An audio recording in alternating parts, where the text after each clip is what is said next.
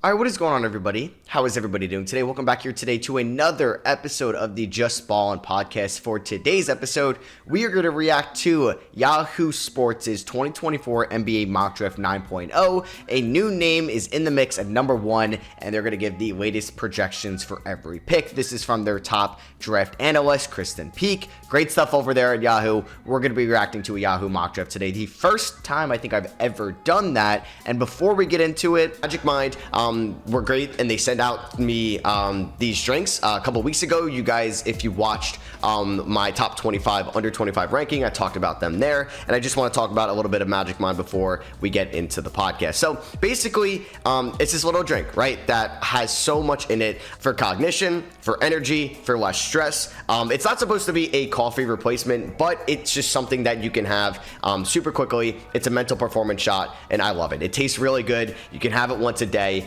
and I just think that it's great for sleep, great for less stress. Doctors have validated it. They have done over 100 different iterations to perfect their formula here at Magic Mind, and like I said, they were great to send me out some of these. It tastes amazing. Like, I could drink like 5 of these a day, but I drink about 1 a day, and I definitely recommend it. And I do feel like it's boosted my performance and helped me sleep as well. And they're great too, because they donate 5 cents for each bottle sold to mental health charities that help U.S. homeless communities, and they are 100% carbon neutral as well. And you can use my code JustBallin20, capital JustBallin, no spaces.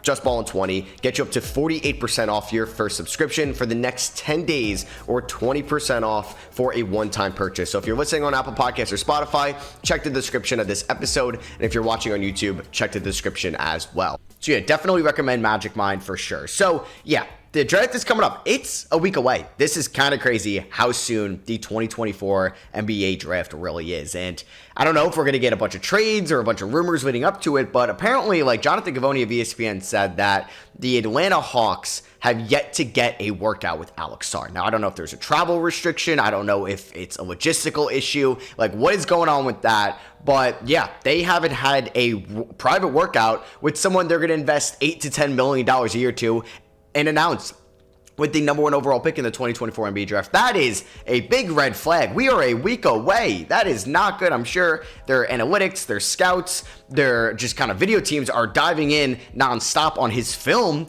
But you'd like to meet the guy you're going to invest a lot of money into, and hopefully can help change the course of the direction of your franchise and maybe lead you to a championship one day. So that's why a lot of people think Zachary Sachet may go number 1. There's been talks about Donovan Clingan. We'll see who Kristen has here. But that is definitely something to keep note of. Now, she has Zachary Sachet with the number 1 overall pick in this mock draft. I have mocked that before. Now, I don't have Reese Shea as my number 1 guy. It's Alex Sarr. But right now, if I did a mock today on June 19, 2024, I would mock Reese Shea as well. I don't think that's what she's saying she would do. That's not what a lot of people are saying they would do. But right now, like, that is kind of the intel that the Hawks would do number 1 overall. If you're a Hawks fan and you like Sarr, you'd like to think that they're going to take the 7-1 center that could be an elite defender right away. That could be a nice pick and roll partner to both DeJounte Murray and Trae Young for the next 5+ years. But if they don't even have an interview, like, what are they doing, or a workout? I don't think that's enough to make me think that they're going to draft Sarr right now. So a mock draft today, I agree with her. Like, Reese Shea is number 1. Once again, that's not maybe what she would do. That's not what I would do. But I think if it comes down to it, I mean, I would take Sarr. I would 100% take Sarr, or I would trade down and move on maybe from Murray in a different deal and take Reed Shepherd. I just don't think it's worth it taking Reese Shea 1. I'd rather just trade down to 3 or 4 and get a Stephon Castle or Clingan or whoever falls between Reese Shea or Sarr. So I'm not a fan of Atlanta going that selection. Now, if they moved on from Bogdan Bogdanovic this offseason, they let Sadiq Bey walk. I don't know if Reese Shea has a great fit with Jalen Johnson unless you view that as your forward duo long term. Then you got DeAndre Hunter into the mix, AJ Griffin. There's a logjam in kind of the forward spots in Atlanta. And then I guess you run back Clint Capella and Yucca Okongwu. I would move Capella. A lot of decisions for Atlanta to make this offseason. And they got to kind of hurry up on them, right? So number 2, she's got Washington going Alex Sarr. If Alex Sarr is not the number 1 overall pick, he better be the number 2 overall pick. I'm still Sarr over Clingan. He's my top guy in this class. And man, oh man, I would love the Wizards' outlook with Sarr. Now, for Sarr specifically, yes, I'd rather him go to Atlanta. He gets to play with Trae Young. You know how much better that's going to make Sarr right away? a lot than going to Washington and either Tyus Jones or Jordan Poole is your point guard next year. I mean, Tyus Jones, I'm okay with. Jordan Poole, not as much. And now Washington could add a point guard. They could maybe trade up and they can get Topic, or they can add somebody else in free agency or trades this offseason, maybe to Josh Giddey. And I feel different about it. But right now with the point guards on roster, that doesn't include Tyus Jones, makes me a little scared for what Alex Sarr is going to be. But hey, that's a great grade for me if that ends up happening. And I don't know if it's going to be another Scoot Brandon Miller situation, because I was like, man, just take Scoot. But I saw the positional restrictions. Obviously, like, that was the appeal in Brandon Miller for Charlotte. I think it's a little different with Sarr and Reese Shea, because I don't think Onyeka Okongwu should be holding you back from taking Alex Sarr right now. So, Reese Shea 1, Alex Sarr 2, Donovan Clingan 3. I would personally mock Reed Sheppard. Now, intel purposes, Clingan could be the guy for sure. They may like Clingan a lot, can give them a bruiser, rim protector, pretty high floor player at number 3. I would take Reed Sheppard if I were Houston, because I think that gives you a little bit more versatility. You invested the 3rd overall pick in Jabari Smith Jr. Alperen Sengun is probably the best player on your roster right now. Where is Clingan going to play in the next 5 years? Do you think Sengun could move down to the 4, Jabari Smith to the 3? And then you also have Amen Thompson and Jalen Green for now, and Tari Eason and Cam Whitmore. I don't know where Clingan really fits in. That's why I've had trouble mocking Clingan to the Rockets. I have never done that yet. And I don't think I'm going to do that unless there's intel that comes out that Houston loves Donovan Clingan. And I won't continue to mock him until that comes out. Now, I think Houston should definitely entertain trading down if Memphis is willing to give you a first-round pick and a player, in addition to 9, I would do that. I think Houston can get a great rotational piece at number 9. That could be Isaiah Collier. That could be Ron Holland. Rob Dillingham is apparently falling in mocks. That could be Devin Carter if he falls. There's a lot of good options at 9, and I would even think about with Chicago at 11, if they're willing to give you an Ayo Dosunmu or an Alex Caruso, and maybe you can get a couple seconds in the future, maybe that Portland first that they own in the long term, that protected Portland pick. Get that, or trade down with Portland, right? If I could trade down and get additional first, I would do that, because I don't think Clingan is really a game changer for Houston. And you have Steven Adams under contract and Jock Lawndale. Just interesting. I don't know. It's the 3rd overall pick. I'd like to draft somebody that's going to play more than 16 minutes a night, right? So for San Antonio, getting Stephon Castle, I love that for them. I think, though, now it's a real debate for myself, because Sheppard is my number 3 prospect in this draft. Castle, I believe, is my 5th ranked prospect in this draft. I actually have it up right here. Castle's my 5th ranked prospect. Just wanted to double check that. I would go, like, this would be a tough debate if both of them are on the board, because I would love Castle and Sheppard in San Antonio, because Sheppard can really just be an elite floor spacer and playmaker for this team, and I would just love him with Wemby. But then Castle gives you the modern day point guard size at 6'6". Great frame right now, 215 pounds. He is one of the best defenders in this class. Can facilitate a little bit. I still view him as a wing in this process, but if he can transition to guard, hey, it's not impossible. There's 2 great options for San Antonio at 4. You can't go wrong. And then you have Pickett like at number 8. Like, I would love the way that this draft has fallen for San Antonio. Stephon Castle at 4, I'm a huge fan of. Detroit getting Buzelis at number 5. I don't know if the firing of Monty Williams is going to change this. They brought in Chandler Langdon. They let Troy Weaver let him leave. And I forget the name. I should have looked it up. But the CEO, like the business side of things, his son for the Pistons is Buzelis' agent, so there's a lot of connections. I mean, there's appeal to Buzelis at 5 because of his upside. There's appeal for Cody Williams at number 5 because of his upside. She mentioned Tijon Salon. Oh my God, that would get maybe an initial D grade for me if that ended up happening. I think the way that this draft has fallen, I'm taking Reed Sheppard, 100%. You're getting an elite shooter who could play alongside Cade Cunningham. Yeah, there's some defensive issues, but you can have Reed Sheppard guard 1s. Cade's got the size and the frame to guard 2. So I would go Reed Sheppard if he's on the board at 5, and I would immediately call New Orleans. Are you interested in Jaden Ivey? I will trade you Jaden Ivey and stuff for Brandon Ingram. Or I'd call up Utah. Are you interested in Jaden Ivey? I would even call up, I don't know if I would call up Chicago, Jaden Ivey for Zach LaVine, but I would see and test the market for Ivey, because I like Sheppard as a prospect more than I liked Ivey coming out of Purdue. And I liked Ivey a ton coming out of Purdue. I liked him more than Paolo Banchero. And yes, my evaluation of Paolo was really bad, and I think I've gotten better with it. But either way, I mean, Paolo's my 4th ranked player in a pretty good class. Either way, I think Reed Sheppard, oh my God, would actually be really good in Detroit. And I would, like I said, call the lines. If Sheppard is off the board, instead of taking Buzelis at 5, I'd rather them just trade down to like 7 or 8 or 9. And if Donaldson Connect and you have a good feeling he's going to be there, I'm taking Connect. So number 6, Reed Sheppard to Charlotte. If he does fall to Charlotte, which I think would be kind of like crazy if he does. I love this for them because Shepard, beautiful guy to play at the 2. I don't think Nick Smith is ready. They moved on from Rozier. Trey Mann, good and all, but hey, maybe he's more of a bench kind of microwave guy for you off the bench. Shepard is someone that could be an elite shooter for you right away. Now you have 3 elite shooters. I think Miller's going to be an elite shooter. So you have LaMelo at the 1, Shepard at the 2, Miller at the 3. You have Mark Williams at the 5. We'll see what they do with Miles Bridges or if they add in a 4. But Shepard can also play backup point guard. He can also slide in at the 1 if LaMelo Ball is injured. So I think Shepard gives you great insurance, and LaMelo, in my opinion, could be a really good defender if he locks in. So I think you're fine, and you can hide Shepard's defensive deficiencies. Yeah, that's what I was trying to say. And you'll be fine going forward. So I love that. If he falls to 6, God, I love the new direction Charlotte's getting. Charles Lee, new front office, new ownership, Reed Shepard. Yeah, I'm a big Hornets fan, and I would actually want to go see a game in Charlotte for once. Number 7, we got Cody Williams to Portland. The way that this draft is falling, I mean, I would prefer Ron Holland because of his defensive upside. I think still better than Cody Williams. I think he's more athletic. I think he's more aggressive. And some of those things you can teach, and some of them you can't. And I think Cody Williams has a little bit of a project play to him, but I think that's fine. And I think Portland is a good scenario for him. There's some fits I don't really love Cody Williams going to, but Portland is one I'm okay with, and I think he could have some similar traits to Jeremy Grant when he came out of Syracuse, and he can learn from him as well, and I actually don't hate that. Cody Williams is just outside my top 10, so if he goes at 7, it's not the craziest thing. I'm cool with him going to a Portland environment.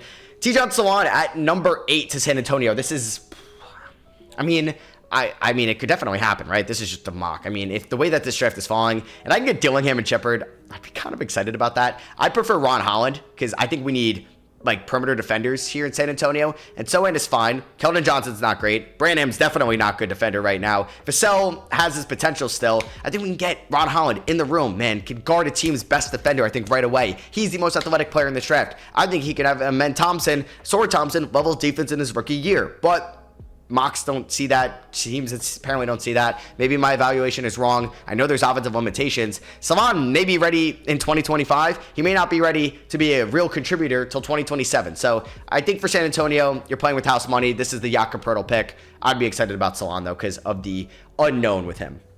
Number 9, we got Memphis going, Dalton Knecht.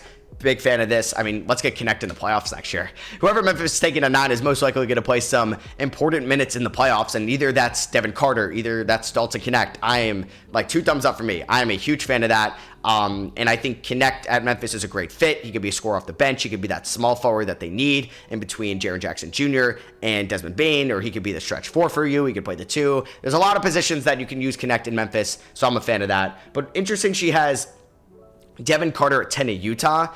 And Devin Carter is a borderline top 10 player for me in this draft. There's been talks that he can go 8 to San Antonio. He can go 9 to Memphis. 10 to Utah. I don't love that the way that this draft is fallen, and you're going Devin Carter. Because I want to see Devin Carter play in the playoffs next year. Like, I would like to see him go to a Sacramento, or even if it's like on the stage with Wemby, I'm cool with, or I'd like to obviously see him go to Memphis. Utah, I don't really see the appeal in going Devin Carter. Now, every team needs guys like Devin Carter, and maybe this is the draft where you just say, you know what, we're going to pass up on potential. We're going to go with the known guy in Devin Carter, the defense, the shooting, the hustle, the motor. But with Rob Dillingham and Nikola Topic and Isaiah Collier still on the board in this mock, disagree with Devin Carter's fit in Utah. 11, Chicago going Kel'el Ware. I'm a fan of this. I like them going big at 11. I'm a big fan of Tyler Smith, so I could see the appeal there. Would I rather have Alex Caruso and Kel'el Ware, or number 3, which is Donovan Clingan? Probably 3 and Clingan. But Ware, I think, is probably the best pick for Chicago to go here. I think you can really run some Vucevic and Kel'el Ware big man lineups for sure. And that could be a little versatile if Ware's shot is consistent at the NBA level, and he's going to play with some good guards. So I like them at 11 going a Kel'el Ware. I think Holmes, I could see the appeal in.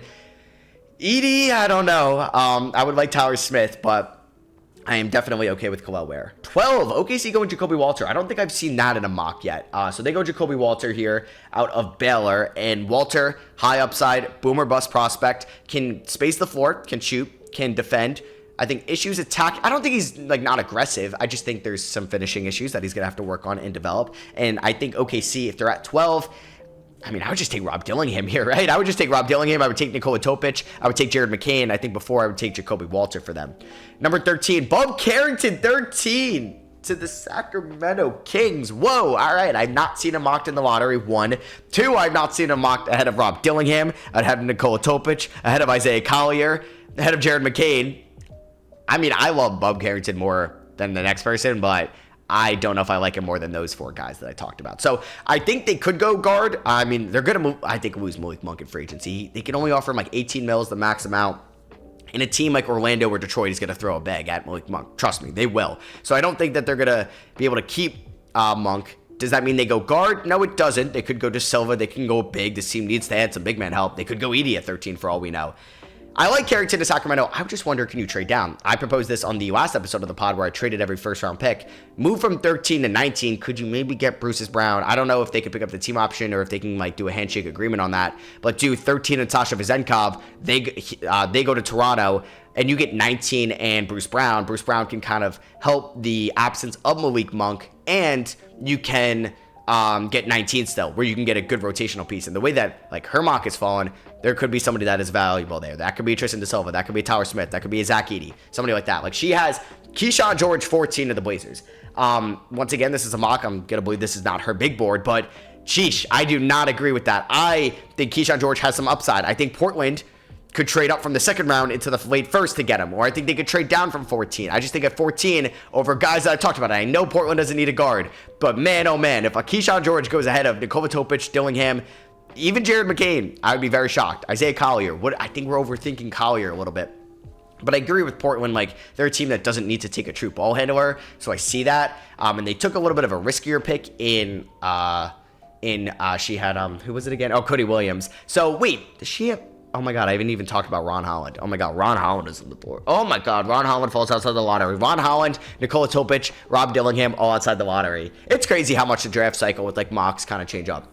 So post-lottery, here we are. We're going to have some amazing fits, right? Jared McCain going to the Miami Heat at 15. I mean, yeah, that's a sharpshooter. I love the Emmanuel Quickley comp. I actually, like, sometimes I'll see comps and I'll be like, yeah, I can gravitate towards that. Like, Quickley just popped in my mind when I was watching McCain's, like, film this year, and I love that comp, and I think he has true tendencies of Quickley, and him going to Miami at 15 is great value, and I think there's a good chance he's going to be there at 15. For sure. If like Tijon Talon goes in the lottery, Cody Williams and Devin Carter and Khalil Ware, like then there's a good chance that McCain will be there at 15. I mean, I don't know if Bub Carrington and Keyshawn George both go in the lottery though. So Philly at 16 getting Rob Dillingham. What are we? Oh my God, man! If they end up with Rob Dillingham, I will be pissed because that is going to be such a good pick for them. I mean, if there's a chance where Philly could be like, you know, we could take Topic, we could take Dillingham, we could take Ron Holland, or we could take Isaiah Collier, I'll just be like, what the hell happened in the lottery, man? Did these GMs fall asleep? I mean, Rob Dillingham at 16 is immense value, and I know it's a weird fit with Maxey, but even if he's just a scoring guard for you off the bench, I love that for them. Ron Holland at 17. Come on, how is he falling to 17? He has best player in the draft potential, and you're getting him at 17. I think this is reminding me of Cam Whitmore from last year. We're overthinking this, and I know there was a medical thing with Cam Whitmore, but the Lakers are getting an absolute steal here at 17. They would, for sure. I'm sure they want Rob Dillingham because of the clutch connection. 18, Orlando Magic, Nikola Topic. Wow. I mean, I guess this is where he could end up falling because of the partial ACL tear that could affect his games played in his rookie season. But you're drafting an 18, 19-year-old. You don't really care about his rookie season too much, especially if you're some of these teams that are picking ahead of Orlando that don't need to play Topic really next year. I'm sure if you're Washington and you're investing 2, or if you're a team like Charlotte and you're investing 6, yeah, you'd like to see Topic next year. But Orlando at 18, I mean, like, yeah, what's there to lose? Like, Anthony Black barely played for you, and he was the 6th overall pick.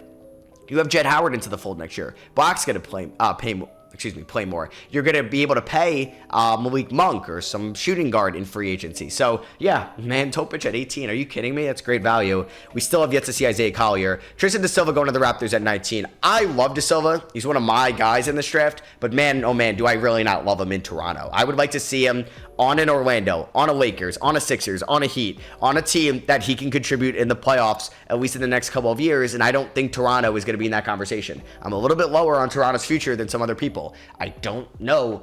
There's a chance. I mean, I love Emmanuel Quickley next year, and I think he's going to be really good. I don't know if Scotty Barnes is going to take another leap. I'll have to really figure out if I believe in that. But I don't think Toronto is going to be a top 10 team in the East. I don't. I still like every team that finished ahead of them this year more than them, and that depends if Chicago blows it up. I like Atlanta more than them next year. I don't know if Charlotte or Detroit's going to take that jump for me, but I think Toronto could finish as the third worst team in the Eastern Conference again this year, or around that part for sure. 20, Cavs getting Isaiah Collier. I mean, I would ship off Darius Garland tomorrow then. If you're getting Collier at 20, I don't think Collier is as good as Garland was coming out of Vandy, but Collier could be one of the best point guards in this draft. He can get to the foul line, he can defend, and I think that would be a steal at 20. She even mentions he can end up being a steal at 20. Pelicans at 21 getting Yves Missi. I agree with that. I think they should go big man. She has still Edie on the board, Tyler Smith. I would go with Yves Missi. I would go with Tyler Smith, but I see the appeal with Yves Missi and his athleticism. I just don't think him and Zion will work out together. You really have two non-shooters that really live in the paint. Kolek at 22 to the Suns. I've mocked this before. Big fan of it. Think they need a point guard, and Kolek is going to be someone that should be available and is NBA ready for them, trying to win a title next year with Kevin Durant. De'Ron Holmes going to the Bucks at 23. I think he could also, I always forget about De'Ron Holmes, but I think he could be in play to the Pelicans at 21, can space the floor, and I like that a ton for Milwaukee. I think that's a potential Bobby Portis or Brook Lopez replacement down the line. Knicks getting Terrence Shannon and Zach Edey at 24 and 25. Not going to lie, with all the combinations on the board, I hate these two. I do. I don't love Terrence Shannon to the Knicks. I'm a bigger fan of Kevin McCullough. I'm a bigger fan of Jalen Tyson. If you're going to go wing, Johnny Furphy, let me just double check, is still on the board in her mock. I'd like Johnny Furphy here. I'd also like, who's the one other wing? Ryan Dunn. I think I'd rather take a chance on Ryan Dunn. I mean, the Knicks have an early second if Ryan Dunn falls, but I don't really love Terrence Shannon. I think there's an upside thing here. I don't know if he's going to be a consistent enough shooter. He can attack the rim. He's athletic. I just don't know if I love him to the Knicks in the first round, maybe in the second. Zach Edey at 25. I don't know. I mean, they may lose Hartenstein. Mitchell Robinson's always hurt. So if they're getting a third string center here, I could see that. But man, I'd rather them just end up with De'Ron Holmes if he's available, but he's not in this mock. But Tyler Smith's on the board. You know how I'd feel about that. Wizards at 26. That's where I'd love Edey to go. But they're getting Sarr in this draft. Imagine they ended up with Sarr and Edey. I'd kind of love that. Can we run Denny at the point next year? But they get Johnny Furphy at 26. That's where I would go. It's a little redundant with him and Kispert, but I would take the freshman out of Kansas there. He's my fifth best shooter in this draft coming into it. Cam Christie going in the first round in her mock. I see the potential. I see the upside in Cam Christie. There is definitely appeal for Minnesota to try to hit on this pick with the Cam Christie, then go with a safer guy like a Kevin McCullough or a Jalen Tyson. 28, Denver getting Tyler Smith. Yeah, I think that's amazing, and I think Tyler Smith could play next to Jokic. He could space the floor. There are maybe some defensive awareness issues, and we'll see how the ball handling is going to play at the NBA level. I think I'm a little too high on it for him in the G League, but maybe it's not going to translate. But yeah, I think that's a great pick for Denver at 28. I'm a fan of that. Whoa, she's got A.J. Johnson to the Jazz at 29. I don't have a top 45 grade, maybe even a second round grade on A.J. Johnson right now. Top high school guy, right? Commits, I believe, to Texas, decommits, goes to play in the NBL, raw as hell.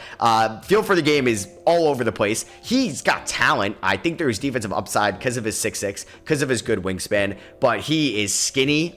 He's got to put on weight. He's a project play. And for the Jazz, who have a lot of rotational guys, I could see this. I mean, you could stash him. You could play him in the G League. They're no stranger to doing that. They did that with Sensabaugh, who was more NBA ready out of Ohio State last year. A.J. Johnson may need 2 years to really get acclimated to the NBA level, but 29 I think is risky. I would take him in the second round. I would not take him in the first round whatsoever, with a couple other these guys on the board. Like, I'm taking Ryan Dunn. I'm taking Jalen Tyson. I'm taking a lot of guys. Dembona. The list goes on and on. Baylor Shireman over A.J. Johnson. And the Celtics getting Filipowski at 30, who is still on the board. I think if he falls to 30, they need big man depth. Cornette, maybe isn't the greatest. Tillman's a free agent. Horford's getting up there in age, even though he's coming back next year. So I think they should definitely look at big man at 30, if Filipowski's on the board for sure.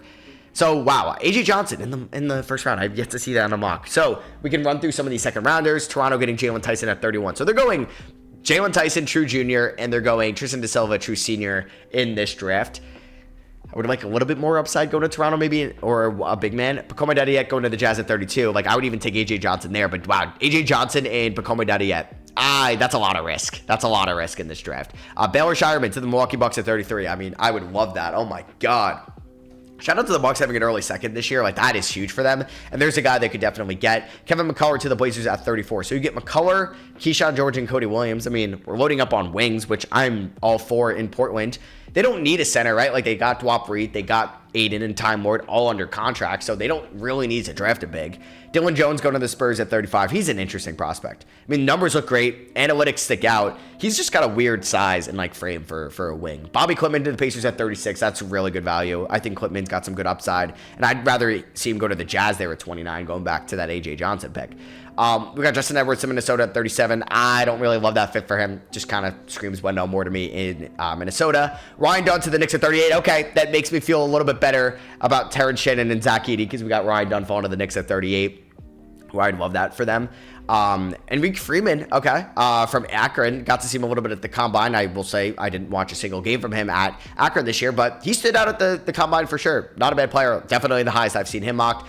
We get a big man in Portland at 40, a Dembona. I mean, that's great value. I have a borderline first-round grade on a Dembona, so I'm all for that. Nikola Jurisic going to the Sixers at 41. I'm sure there's a lot of sleeper like appeal in Jurisic, and I think he's got a raw feel for the game, but you eventually let him develop. That's a good value at 41. Trey Alexander, I like the shot-creating ability at 42.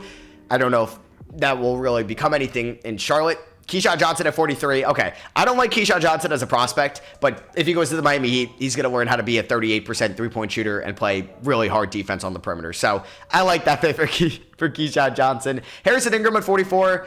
I think there's a little limitations with his size. Good shooter, but limited upside. Jonathan Mobo to the Kings at 45. 2 thumbs up for me. He's He's 6'6", but he's got good court vision. Damn, he's 6'6". If he was like 6'8", I could talk myself into it a little bit more. Jamal Sheed going to the Clippers at 46. He's going to defend his ass off right away, but there are some offensive limitations, and there's going to be some inefficiencies. People are very high on Jalen Wells out of Washington State. I am not as high on him. He's going to the Magic at 47. I don't think the shot's going to be that consistent.